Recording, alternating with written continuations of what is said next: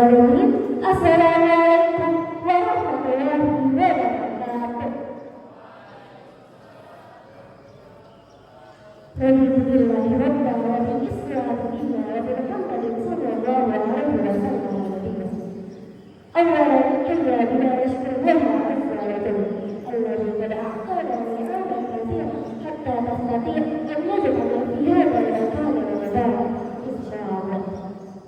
Wa sallallahu ala nabiyyina Muhammad sallallahu alaihi wasallam. Allahumma shalli wa sallim wa barik alladhi adda al-amanah wa nafa'ana hadhihi al-ummah wa jahada fi sabilillah. Jamaah subuh bermata Allah Subhanahu wa ta'ala. Pernahkah kita berpikir mengapa sedang demikian menggoda manusia? Jawabannya karena Allah Subhanahu wa ta'ala menguji iman kita melalui beramal bersama. Tetapi tahukah kita sedang tidak akan menggoda seseorang yang sudah menjadi sedang? Apa maksudnya? Seseorang yang hatinya sudah dipenuhi dengan indah, kebencian dan kesombongan tidak perlu digoda lagi, karena tanpa dia sadari dia telah berjalan di jalan yang kesesatan. Dan inilah sebabnya Rasulullah SAW selalu mengingatkan sahabat-sahabatnya untuk senantiasa menjaga hati, karena hati adalah sumber dari segala kebaikan. Seperti ketika Rasulullah SAW menyampaikan beberapa pesan kepada salah seorang sahabatnya yang bernama Abu Dzar Al-Ghifari. Abu Dzar Al-Ghifari pada saat itu terletak di sebuah kampung yang dijuluki sebagai kampung perampok, yang kampung Al-Ghifari.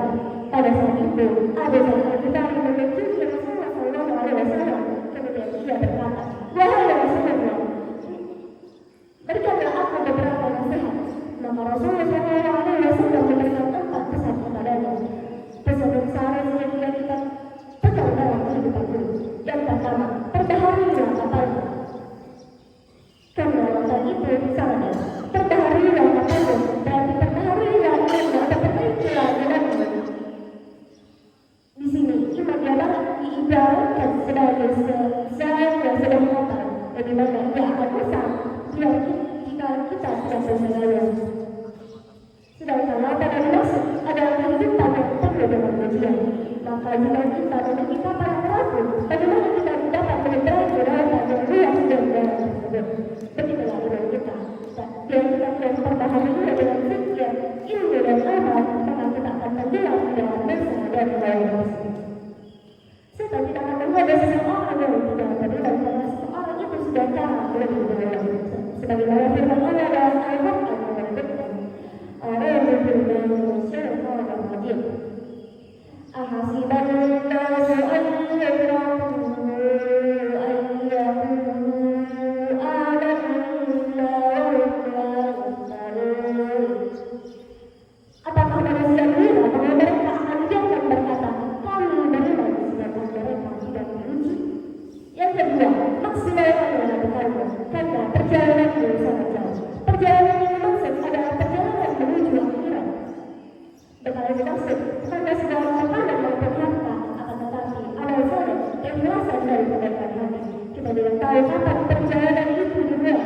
Bisa saja dimulai besok, lusa, bahkan bisa saja dimulai pagi ini. Maka sebelum ajal itu tiba, siapkanlah bekal terbaikmu. Sebagaimana Allah Subhanahu wa ta'ala berfirman dalam Al-Quran, "Wa tazawwadu fa inna khairaz zadi at-taqwa." Dan berbekallah, karena sebaik-baiknya bekal adalah takwa. Ingatlah orang yang bijak, karena orang yang memiliki banyak harta, akan tetapi yang siap menghadapi kematian dengan jelas.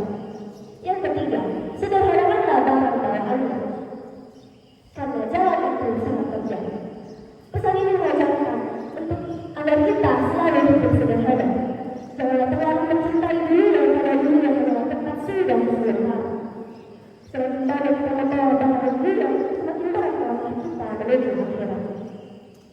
Banyak orang yang ke dalam dosa karena tidak mampu mengurangi beban duniawi seperti prestasi, harta, jabatan, gengsi, dan nafsu.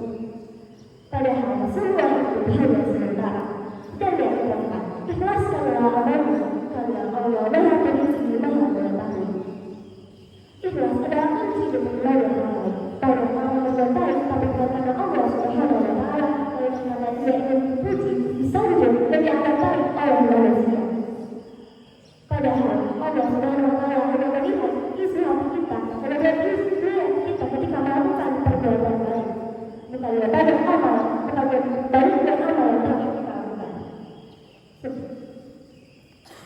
Sesuai sabda Rasulullah SAW mengatakan, innamal a'malu binniyat.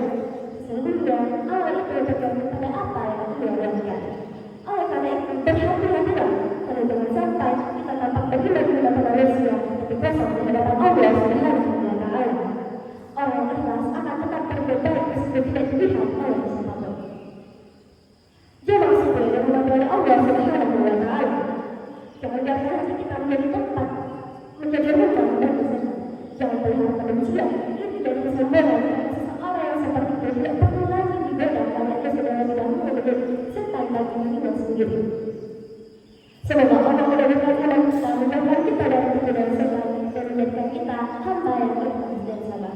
Sebab itu saja untuk segala kata saya sampaikan. Assalamualaikum warahmatullahi wabarakatuh. Wassalamualaikum warahmatullahi wabarakatuh.